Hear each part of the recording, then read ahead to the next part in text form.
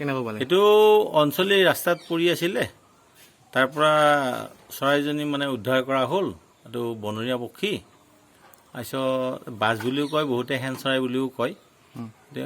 পক্ষীজনী উদ্ধাৰ কৰি আনি উঠি তাৰপিছত আমাৰ জালাহত আপোনাৰ ভেটেনাৰীত মানে তাক ট্ৰিটমেণ্ট কৰা হয়। এতিয়া আমি মানে ফৰেষ্টক গতাই দিওঁ।